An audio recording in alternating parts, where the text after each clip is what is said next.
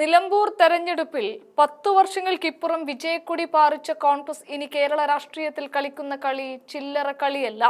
അൻവർ പഠിച്ച 18 അടവും പയറ്റിയിട്ടും UDF പ്രവേശനത്തെക്കുറിച്ചല്ലാതെ മറ്റെന്തെങ്കിലും വേണമെങ്കിൽ ആവാം എന്ന് മാത്രമേ VD സതീശന് പറയാനുള്ളൂ. ലീഗിലെ ഒരു വിഭാഗവും കോൺഗ്രസിലെ വേറൊരു വിഭാഗവും സതീശന്റെ നിലപാടുകളോട് വിയോജിക്കുന്നുണ്ട്. എങ്കിലും സതീശൻ ഒരു മുറുക്ക് സമ്മതിക്കുന്നില്ല. പകരം ചാണ്ടിയുമ്മനെ കളം നിറച്ച് ഒരു രണ്ടാം നിരയെ തന്നെ കേരള രാഷ്ട്രീയത്തിലേക്ക് ഇറക്കുകയാണ്. ഇനി അങ്ങോട്ട് കോൺഗ്രസിന്റെ കാലമാണ് എന്ന് മടി കൂടാതെ പറയാം. ഇന്ന് മാധ്യമങ്ങൾ കണ്ടപ്പോഴും ചാണ്ടി ഉമ്മനെ ഒപ്പം കൂട്ടിക്കൊണ്ടായിരുന്നു സതീശൻ കാര്യങ്ങളെ തുറന്നു പറഞ്ഞത്. അതേസമയം സതീശന്റെ വായിൽ നിന്ന് എന്തെങ്കിലുമൊക്കെ വീണ് കിട്ടും എന്ന് കരുതി അൻവർ വിഷയത്തിൽ തന്നെ കടിച്ചു തൂങ്ങിയ മാധ്യമപ്രവർത്തകനെ ആട്ടിപ്പായിക്കാനും സതീശൻ മറന്നില്ല. ഒരേ ചോദ്യം തന്നെ എത്ര പ്രാവശ്യം ചോദിക്കും? ഒരിക്കൽ ഉത്തരം പറഞ്ഞ ചോദ്യം വീണ്ടും വീണ്ടും ചോദിക്കണ്ട എന്നാണ് VD സതീശൻ കനത്തിൽ പറഞ്ഞു വെച്ചത്. ഞാൻ പറഞ്ഞല്ലോ, അടുത്ത തെരഞ്ഞെടുപ്പിന് മുമ്പ് കേരള രാഷ്ട്രീയത്തിൽ വിസ്മയമുണ്ടാകുന്ന തരത്തിൽ UDFന്റെ അടിത്തറ വിപുലീകരിക്കും. അതെങ്ങനെയാണെന്നുള്ളതിൻ്റെ വിശദീകരണമൊന്നും ദേവി ഇതിപ്പോൾ ചോദിക്കുന്നത്. എല്ലാ ദിവസവും ഒരേ ചോദ്യം ചോദിച്ചു കഴിഞ്ഞാൽ എന്താ കാര്യം? എല്ലാ ദിവസവും പറയേണ്ട കാര്യമില്ലല്ലോ. രാവിലെ എഴുന്നേറ്റ് വന്നിട്ട് എല്ലാ ദിവസവും ഒരേ ചോദ്യം ചോദിച്ചാൽ അതിൻ്റെ ഉത്തരവില്ല. ഒരു പ്രാവശ്യം പറഞ്ഞാൽ അതാണ് ഉത്തരം. അങ്ങനെയല്ലല്ലോ. അത് പറഞ്ഞല്ലോ, പിന്നെ എല്ലാ ദിവസവും അത് ചോദിക്കണെന്തിന്? അതൊക്കെ പറഞ്ഞല്ലോ, ഇന്നലെ പറഞ്ഞു കഴിഞ്ഞല്ലോ. ഇനി എല്ലാ ദിവസവും അത് പറഞ്ഞ് പിന്നെ അതുണ്ടാക്കണത്. ഞാൻ പറഞ്ഞല്ലോ, അവസാന കാര്യങ്ങൾ ഞങ്ങൾ പറഞ്ഞല്ലോ. ഇനി എന്തിനാ എല്ലാ ദിവസവും അത് തന്നെ ചർച്ച ചെയ്യണം? വേറെ എന്തെല്ലാം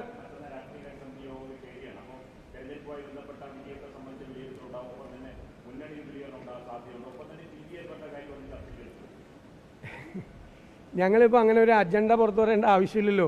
പൊളിറ്റിക്കൽ അഫയേഴ്സ് കമ്മിറ്റിയിൽ തീർച്ചയായും കഴിഞ്ഞ തെരഞ്ഞെടുപ്പ് വിലയിരുത്തും. ഇനി വരാൻ പോകുന്ന തെരഞ്ഞെടുപ്പിനുള്ള ഒരുക്കങ്ങൾ ഞങ്ങൾ ആരംഭിച്ചിട്ടുണ്ട്. ആ ഒരുക്കങ്ങൾ ഞങ്ങൾ വിലയിരുത്തും. രാഷ്ട്രീയ കാര്യങ്ങൾ, സമകാലികമായ രാഷ്ട്രീയ കാര്യങ്ങളെല്ലാം വിലയിരുത്തും. അതൊക്കെ തന്നെയാണ് അജണ്ട.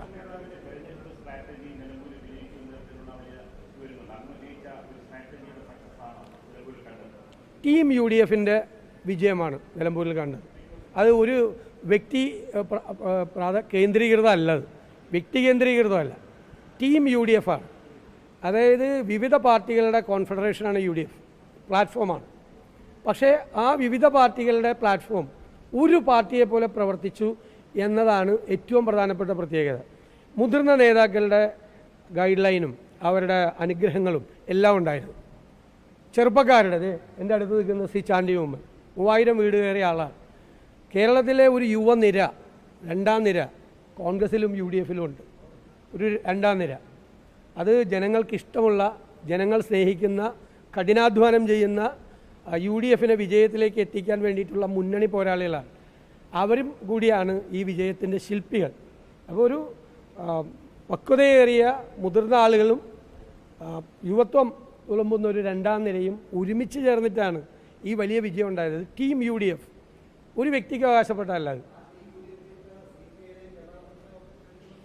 ഞാൻ ഒരു കാര്യവും പറയില്ല അതിനെ സംബന്ധിച്ച്. വിസ്മയം ഉണ്ടാവും കേരള രാഷ്ട്രീയത്തിൽ.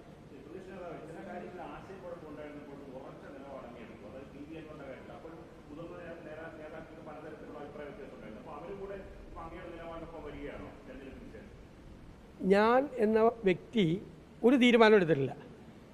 ഞാൻ UDF എടുത്ത തീരുമാനം നിങ്ങളോട് പറഞ്ഞിട്ടുണ്ട്. നിങ്ങളെല്ലാം കൂടി അത് ഞാനെടുത്ത തീരുമാനമാക്കി. UDF ഏകകണ്ഠമായിട്ട് എടുത്ത തീരുമാനമാണ്. UDF, നിങ്ങൾ എൻ്റെ പേര് പറയരുത്. ഇടയ്ക്കിടയ്ക്ക് ഇങ്ങനെ പേര് പറഞ്ഞ് ഇങ്ങനെ എന്നെ സഹായിക്കരുത്. ടീം UDF എന്ന് നിങ്ങൾ എപ്പോഴും പറഞ്ഞു. ഇടയ്ക്കിടയ്ക്ക് എൻ്റെ പേര് പറഞ്ഞ് എന്നെ സഹായിക്കരുത്.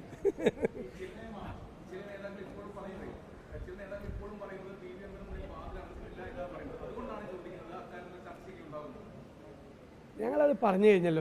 ഇനി അതൊരു വിവാദമാക്കണ്ട. ചില കാര്യങ്ങൾ നമുക്ക് എല്ലാ ദിവസവും പറയേണ്ട കാര്യങ്ങൾ.